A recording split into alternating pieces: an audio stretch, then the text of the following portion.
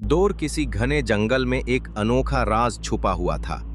इस जंगल के अंदर एक ऐसी वादी थी जहां सूरज की रोशनी बहुत कम पहुंचती थी। बड़े बड़े दरख्त, परिंदों की आवाजें और अजीब सा सन्नाटा उस जगह को पुरअसरार बनाता था। लोग उस जंगल के करीब आते तो डर जाते, क्योंकि कहा जाता था कि यहाँ एक अजीम ड्रैगन रहता है। वो ड्रैगन सदियों से उस वादी का मालिक था और उसकी आंखों में आग जलती थी।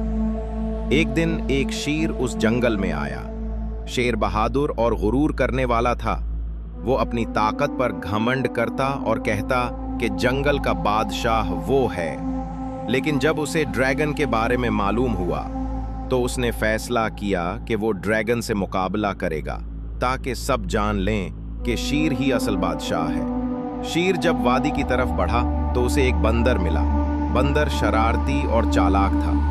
वो हर किसी का मजाक उड़ाता और कभी भी खामोश नहीं रहता। शेर ने बंदर से पूछा, ओ बंदर, क्या तुमने इस ड्रैगन को देखा है?